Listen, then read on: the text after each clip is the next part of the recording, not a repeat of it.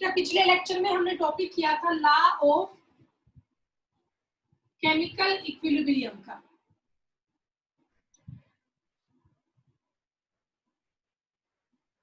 और अगर आपको टॉपिक थोड़ा सा माइंड में हो तो वहां मैंने आपको ये बताया था कि जो रेट ऑफ फॉरवर्ड रिएक्शन होता है that is equals to rate of backward reaction. और वहां लास्ट हमने ये किया था जो के आपका होता है, के का मीनिंग इक्विलिब्रियम कांस्टेंट। के का मीनिंग क्या है? Equilibrium constant. तो जो ये आपका इक्विलिब्रियम कांस्टेंट है के, इट इज इक्वल टू के एफ बाय के बी। के एफ आपका क्या है? रेट कांस्टेंट है फॉरवर्ड रिएक्शन का, और के बी आपका रेट कांस्टेंट है बैकवर्ड रिएक्शन का। ठीक है, के एफ तो क्या है बेटा? रेट कांस्टेंट है फॉर फॉरवर्ड रिएक्शन, और के बी आपका रेट कांस्टेंट है फॉर बैकवर्ड रिएक्शन। अब मान लो बेटा हमारे पास कोई रिएक्शन है, और रिएक्शन है हमारी a प्लस बी, इससे आपका बन रहा है suppose that x plus y. a plus b से बन रहा है x प्लस वाई। तो अगर मैं आपको ये कहूं से वैल्यू आप लिखो k की, k क्या होता है? Equilibrium constant. तो कैसे लिखोगे? kf divide by kb। अब kf की वैल्यू क्या होगी? प्रोडक्ट के लिए बेटा बैकवर्ड रिएक्शन है, फॉरवर्ड रिएक्शन है, दो रिएक्शन आपके यहाँ पे है। किसके इक्वल होगा ये? Concentration of x into y divide by concentration of a into b. यहां तक का टॉपिक मैंने आपको पिछले लेक्चर में करवाया था, जो हमने किया था थर्सडे को। कल तो क्लास हुई नहीं थी, तो इतना टॉपिक हमने बेटा डिस्कस कर लिया था थर्सडे के लेक्चर में। अब इससे आगे हम लोग आज डिस्कस करेंगे कि कोई भी रिएक्शन है हम उसका रेट कैसे एक्सप्रेस करते हैं। अब नेक्स्ट एग्जांपल आप देखिए बेटा, मान लीजिए मेरे पास एक रिएक्शन है, let a reaction is a mole of a plus b moles of b। जो मैं ये स्मॉल लेटर में a और b लिख रही हूँ, these are the stoichiometric coefficient, these are the stoichiometric coefficients. तो a mole of a plus b mole of b, इससे हमारा मान लो बेटा बन रहा है c mole of c plus d moles of d। तो हमें इसमें वैल्यू लिखनी है इसके रेट कांस्टेंट k की। तो k की वैल्यू कैसे लिखी जाएगी? Concentration of product divide by concentration of reactant. तो अब आप ये देखिए प्रोडक्ट में यहाँ कौन कौन से आपके एटम्स है? एक तो आपका है कार्बन, सॉरी C, और एक आपका है D। Divide by concentration of reactant, reactant में एक तो आपका A एटम है और एक आपका B एटम है।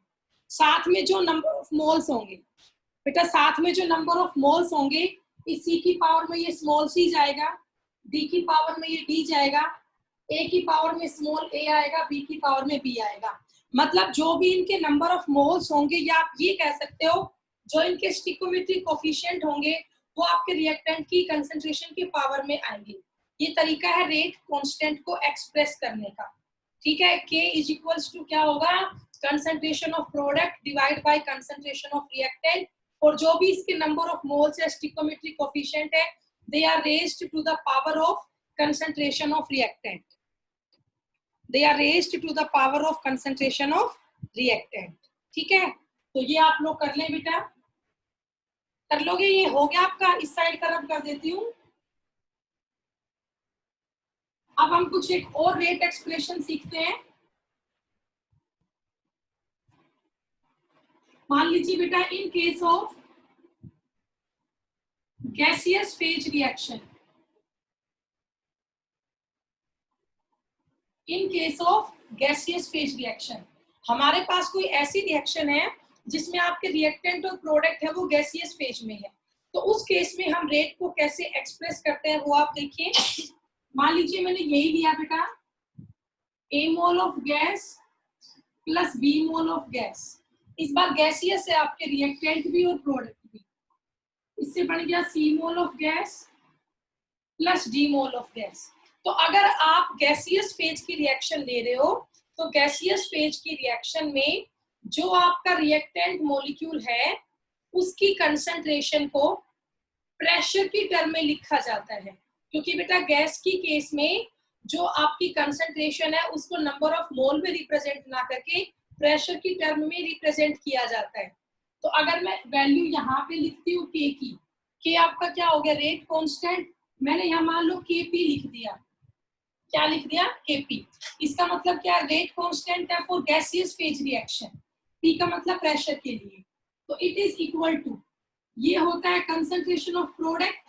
तो इस बार मैं यहाँ पे स्क्वायर ब्रैकेट नहीं लगाऊंगी, मैं यहाँ पे लिखूंगी pressure of C into pressure of D divide by pressure of A into pressure of B. ठीक है, इस तरह से बेटा हम इसकी रिप्रेजेंटेशन करेंगे। इस बार इसको हम प्रेशर की टर्म में लिखेंगे, ना कि बेटा हम इसको कंसंट्रेशन की टर्म में लिखेंगे। और जब आपका फेज होता है सॉलिड या लिक्विड, जब आपका फेज कैसा होता है सॉलिड या लिक्विड होता है, तो उस केस में हम कंसंट्रेशन की टर्म में इसको लिखते हैं, तो वहां इसको हम केसी लिखेंगे, वहां इसको हम क्या लिखेंगे केसी। केसी का मतलब क्या है rate constant for solid and liquid phase, क्योंकि यहाँ कंसंट्रेशन को सी में एक्सप्रेस किया जाता है मोल्स पर लीटर में। लेकिन अगर आपकी गैसियस फेज की रिएक्शन है तो वहां पर हम कंसंट्रेशन को प्रेशर की टर्म में रिलेट करके चलते हैं कि प्रेशर इंक्रीज हो रहा है या प्रेशर आपका डिक्रीज हो रहा है। ठीक है, ये पॉइंट आपको याद रखना है। ओके, तो इसके बेस पे अब हम आगे क्वेश्चन को कंटिन्यू करेंगे। तो यहाँ से हमने दो तरह के रेट कांस्टेंट डिराइव कर लिए, केपी एंड केसी। ठीक है, कुमुद बेटा मेरे पास स्क्रीनशॉट भेजना, कुमुद भेजेगी आज। Okay ma'am. केपी और केसी में यहाँ पे रिलेशनशिप करेंगे हम, देखिए ध्यान से। इसको रब कर देती हूँ मैं, हो गया आपका, ये रब कर दूं बेटा? हाँ भाई, इतना हो गया सभी का? अरे कुछ बोलो। Yes ma'am. Yes ma'am. Yes ma'am. So अब इसके बाद आप लोग हेडिंग डाल लो, रिलेशनशिप बिटवीन, इंपॉर्टेंट टॉपिक है, relationship between KP and KC, relationship between KP and KC. ठीक है बेटा, मान लो हमने कोई भी एक रिएक्शन ली, लेट ए रिएक्शन, रिएक्शन है हमारी A moles of A plus B mole of B equilibrium point पे बन रहा है X mole of X plus Y mole of Y। अब इसके लिए हम वैल्यू लिखेंगे Kp और Kc की। मान लो बेटा जो ये आपके सारे रिएक्टेंट और प्रोडक्ट मॉलिक्यूल है, ये आपके सॉलिड या लिक्विड फेज में है, तो इस केस में हम वैल्यू लिखेंगे Kc की। तो Kc कैसे लिखा जाएगा, कंसंट्रेशन ऑफ X पावर में स्मॉल x गया, कंसंट्रेशन ऑफ y पावर में स्मॉल y गया, concentration of a raise to power small a, b raise to power small b। ये आपकी Kc की वैल्यू होगी। ठीक है, समझ गए बेटा? ऐसे आपको इसमें Kc की वैल्यू लिखनी है। ओके, अब इसको लिखने का एक और तरीका है, वो तरीका क्या है देखिए बेटा, जो ये स्क्वायर ब्रैकेट मैंने यहाँ पे बनाई है, ये स्क्वायर ब्रैकेट आपका किसको शो करती है, कंसंट्रेशन को शो करती है। These square bracket represent the concentration। तो मैं यहाँ पे स्क्वायर ब्रैकेट के अलावा C भी लिख सकती हूँ। C का मीनिंग भी क्या होता है, concentration. C X into x into C Y power में Y divide by concentration of A power में A into concentration of B power में हो गया B। ठीक है, इस तरह से भी हम इसको एक्सप्रेस कर सकते हैं। बेटा समझ गए ना, मैंने स्क्वायर ब्रैकेट हटा के यहाँ पे C लिख दिया, स्क्वायर ब्रैकेट हटा के यहाँ पे C लिख दिया, बात हो है, कंसंट्रेशन मैंने यहाँ पे लिख ली, तो ये हमारी वैल्यू होगी Kc की। अब मैं आपको ये कहूँ कि आप इसी इक्वेशन को Kp के टर्म में लिखो। Kp का मतलब क्या है, आप ये मान लो कि जो ये आपके रिएक्टेंट प्रोडक्ट है वो गैसियस फेज में है, तो Kp की फॉर्म में लिखना है, तो कंसंट्रेशन टर्म को या प्रेशर की टर्म में लोगे, तो जहां आपने C लिखा था ना वहां पे आप P लिख लो, तो ये हो जाएगा P x mole of x into P y mole of y, P a की पावर में a हो गया इंटू P b की पावर में b हो गया। इतना आप सभी कर लोगे बेटा, समझ में आ गया होगा यहाँ तक आपको। जो ये C है ये सॉलिड और लिक्विड फेज के लिए है, और जो ये P है ये आपका गैसियस फेज के लिए है। तो ये मैंने जनरल से एक रिएक्शन ली थी, यहाँ मैंने वैल्यू निकाल ली केपी और केसी की, यहाँ हमने वैल्यू डिराइव कर ली केपी की एंड केसी की।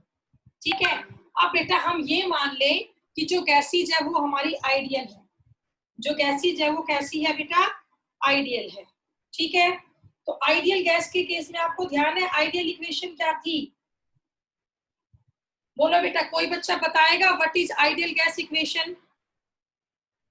PV equal to nRT। Very good बेटा, PV is equals to nRT। तो अब हम यही मान लेते हैं, suppose gas is ideal, so according to ideal gas equation PV is equal to होता है nRT।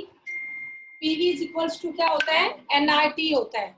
तो अब बेटा जो ये nRT है, मैं इसको ये लिख लूं, देखो PV is equal to nRT है, तो V इज इक्वल टू ये हो जाएगा N by V R T, sorry P is equal to क्या हो गया, N by V R T हो गया। N बाई V का मतलब क्या है, number of moles divide by volume of solution. तो N बाई V किसके इक्वल होता है, C के। भाई कंसंट्रेशन यही तो होती है, कंसंट्रेशन का मीनिंग क्या होता है, मोल पर लीटर। कंसंट्रेशन का मीनिंग क्या है बेटा, मोल पर लीटर। ठीक है, तो N बाई V यही तो होता है, number of mole divide by volume of solution. तो N बाई V को मैं C लिख सकती हूँ, C का मीनिंग होता है कंसंट्रेशन। तो मेरा P इज इक्वल टू ये आ गया CRT। P इक्वल्स टू क्या आ गया बेटा, CRT आ गया। अब आप देखो, अगर आपका P is equal to CRT है, P का मतलब प्रेशर, C से कंसंट्रेशन, R से गैस कांस्टेंट और T से temperature. P is equal to CRT आया, तो PA इक्वल टू क्या आएगा, CART। PB आपका क्या हो जाएगा, CBRT। PX आपका क्या हो जाएगा, CXRT। और PY क्या हो जाएगा, CYRT। सभी में क्या कांस्टेंट है, R भी कांस्टेंट है और T भी कांस्टेंट ही रहेगा, सिर्फ कंसंट्रेशन तो चेंज होगी A, B, X और Y की। तो प्रेशर ऑफ A किसके इक्वल हो गया, CA इंटू RT के। प्रेशर ऑफ B आपका हो गया CB into RT। Pressure of X हो गया CX इंटू RT। और PY किसके इक्वल हो गया, CY इंटू RT। ठीक है, तो अब जो मेरी वैल्यू आई है PA की, PB की, PX की और PY की, ये मान लो मेरी इक्वेशन नंबर 1 है। मैं इसमें ये सारी वैल्यूज पुट करता हूँ, इसमें हम ये सारी वैल्यूज बेटा पुट कर दें। ठीक है, PA, PB, PX और PY, इन सब की वैल्यू हम यहाँ पे पुट कर दें, तो फिर आपका क्या बनेगा वो आप देखिए। तो पहले आप मुझे ये बताओ, ये आपने नोट डाउन कर लिया तो मैं इसे रब कर दूं थोड़ा, ये चलो यहाँ पे करती हूँ एक लाइन पहले, put values of PA, PB, PX and PY। किसमें पुट करोगे, इन इक्वेशन 1, इन इक्वेशन 1। ठीक है, तो भाई इक्वेशन 1 में वैल्यू पुट करते हैं, तो क्या बनेगा बोलो, KP is equal to,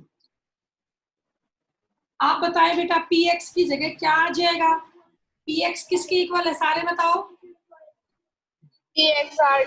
CXRT के।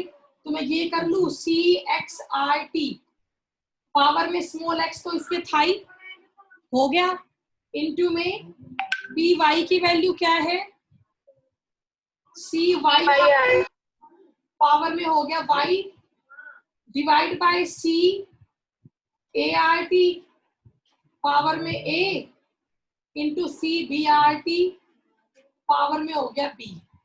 तो भाई आपको सबको ये मेरे ख्याल से समझ में आ गया होगा, कर लोगे, बताओ यहां तक का आपको समझ में आया, बोलिए बेटा। Yes ma'am. ठीक है, बाकी सबने कर लिया, आप लोगों ने कर लिया बेटा? Yes ma'am. ठीक है बेटा, तो अब मैं ये नीचे नीचे का रब कर दूं, यहां से अगर आप कहो तो बोलो, ये रब कर दूं बेटा? सबका नोट डाउन हो चुका है, ये बताइए बेटा। चलो कर लो, पहले आप ये नोट डाउन कर लो, फिर इसके आगे यही कंटिन्यू करेंगे। मुझे नीचे नीचे का रब करना है सिर्फ ये।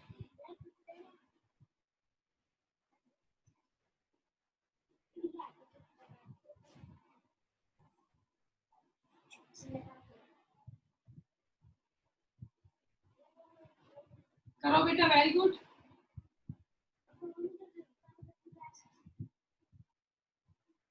अब तो हो गया होगा, ये पॉइंट मैं रब कर देती हूँ बेटा। Yes ma'am. इसमें कुछ कॉमन है?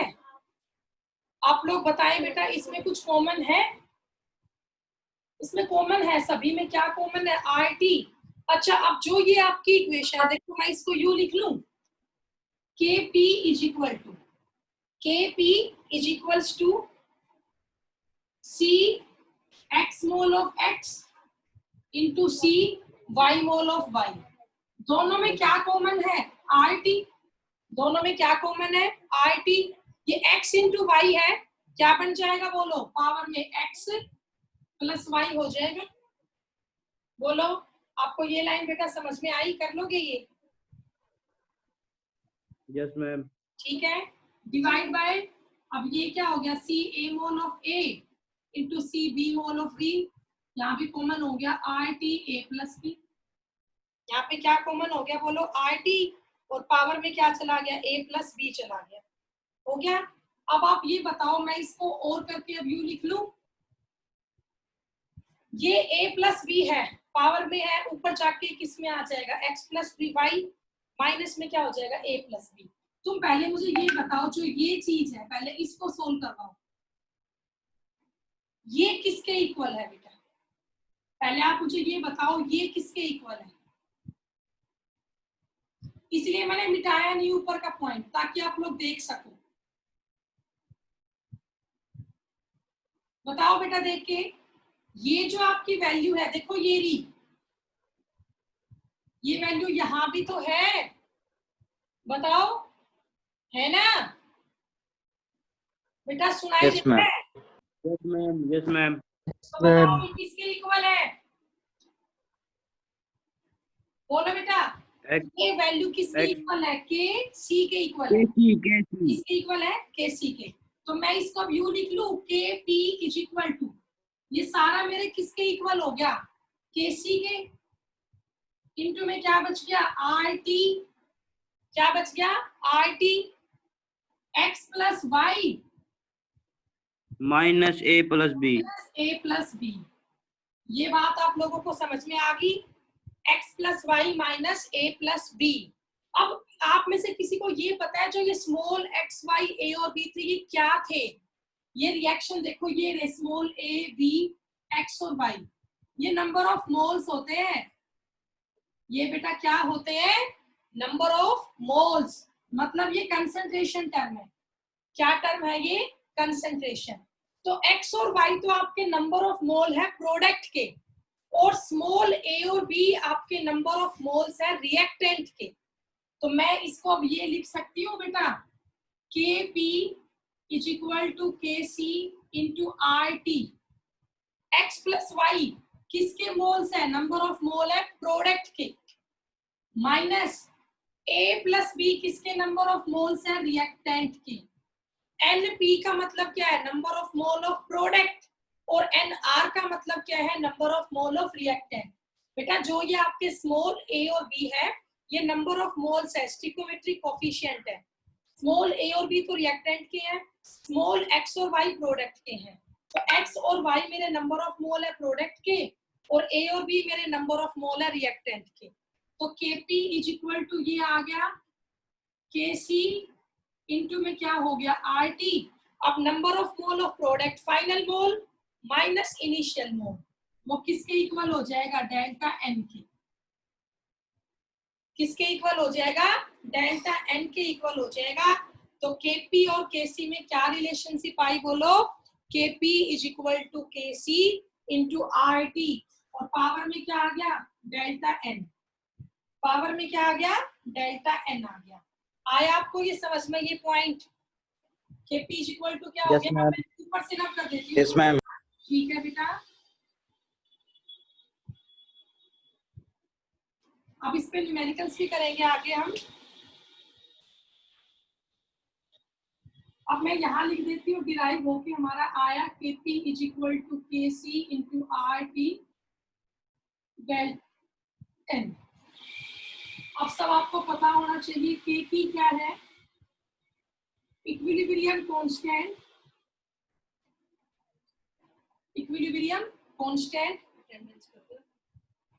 For gaseous phase.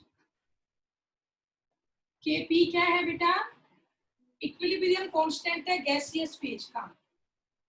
Kc क्या है? Equilibrium constant for solid and liquid phase. Equilibrium constant for solid and liquid phase. R क्या होगा? Gas constant. R क्या होगा बेटा? गैस कांस्टेंट होगा। अभी वैल्यू ऑफ R आपको बताऊंगी क्या क्या है। नीचे का रब कर दूं? बोलो, ये रब कर दो बेटा। हो गया? Yes ma'am. ठीक है, तो R आपका यहाँ पे गैस कांस्टेंट है, T आपका टेम्परेचर है, T आपका टेम्परेचर है। बस बच गया आपका डेल्टा N, और वैल्यू ऑफ R पहले हम लिख लेते हैं। R की वैल्यू बेटा क्या लोगे? 0.0831। वैल्यू ऑफ R क्या होगी? 0.0831 लीटर बार पर केल्विन पर मोल, या केल्विन इनवर्स मोल इनवर्स। ये आपकी वैल्यू ऑफ R है। ठीक है, ये आप ध्यान रखना बेटा, कर लोगे। और प्रेशर की बता दूं मैं आपको, 1 atm किसके इक्वल होता है? 1.01325 बार के। It is equal to 10⁵ pascal की। ये आप ध्यान रखना बेटा, आपकी हेल्प करेगा न्यूमेरिकल्स को सोल्व करने में। अब बच गया डेल्टा एन। क्या बच गया? Delta N. डेल्टा एन क्या होता है? Change in number of moles. बेटा डेल्टा एन क्या होता है? Change in number of moles of gaseous substance. Delta n होता है change in number of moles of gaseous substance. सिर्फ गैसियस सब्सटेंस लोगे बेटा। अभी आपको समझाऊंगी मैं डेल्टा एन कैसे निकालते हैं। ठीक है,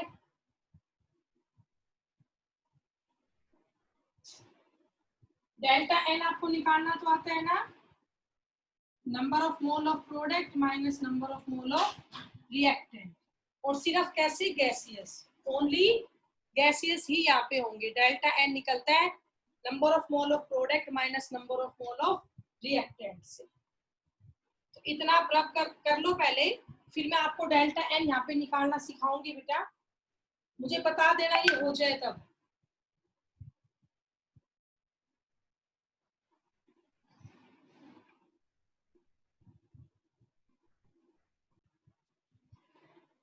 कोई गैसियस फेज की रिएक्शन मैंने ली है। सपोज दैट ये रिएक्शन है N2 gas plus 3 mole of H2 gas, it form 2 mole of NH3 gas. Balanced reaction है। तो आपको पता है जो ये 1 है, जो ये 3 है, और जो ये 2 है, इनको हम क्या बोलते हैं? These are SC, stoichiometric coefficients. मतलब ये होते हैं नंबर ऑफ मोल्स। ये क्या होते हैं बेटा? नंबर ऑफ मोल्स होते हैं। तब डेल्टा एन निकालने का फॉर्मूला क्या होता है? Number of mole of product minus number of moles of reactant. Delta n निकालने का फॉर्मूला होगा number of mole of product minus number of moles of reactant. ठीक है, तो अब बेटा आप ये देखो कि प्रोडक्ट साइड में कितने मोल है। सिर्फ गैसियस फेज के देखना। तो बेटा पहली बात तो इस रिएक्शन में सारे गैसियस फेज में है। ये भी गैस है, ये भी और ये भी। तो आप बताओ number of mole of product कितने हैं? भाई प्रोडक्ट के मोल कितने हैं बेटा? बस। और रिएक्टेंट के मोल कितने हैं टोटल? 1 मोल तो यहाँ है और 3 यहाँ है। तो 1 + 3 कितना हो गया? 4 हो गया। तो आंसर क्या आया? -2 आया। आंसर क्या आया बेटा? -2 आया। तो आपको समझ में आया कैसे निकालते हैं हम? बोलो।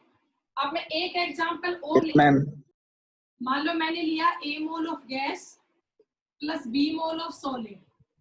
A mole of gas plus B mole of solid इससे हमारा बन रहा है C mole of gas plus D mole of gas. और मैं आपको ये कहूं कि आप इसमें नंबर ऑफ मोल्स निकालें, आपको पता है फॉर्मूला क्या होता है, number of moles of gaseous product and reactant. तो अब आप ये देखो बेटा, जो ये प्रोडक्ट है, जो आपका प्रोडक्ट है उसमें गैस के कितने मोल है, तो आप देख सकते हो 1 मोल तो C का यहाँ है और 1 मोल C का यहाँ है। टोटल आपका प्रोडक्ट की साइड 2 गैसियस मोल है, तो number of mole of product कितने हैं 2। अब आप रिएक्टेंट साइड में देखो बेटा, रिएक्टेंट साइड में कितने मोल्स है गैस के, 1 सॉलिड को तो लेना ही नहीं है, सिर्फ गैस को लेना है। तो गैस का तो 1 ही मोल है बस, तो 2 - 1, नंबर ऑफ मोल्स कितने आए 1 आ गए। नंबर ऑफ मोल कितने हो गए बेटा 1 हो गया।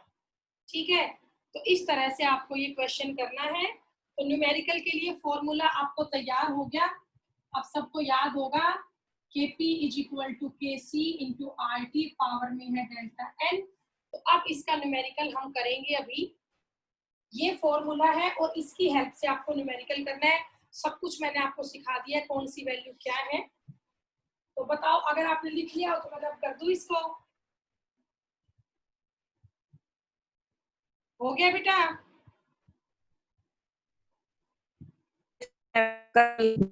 ठीक है,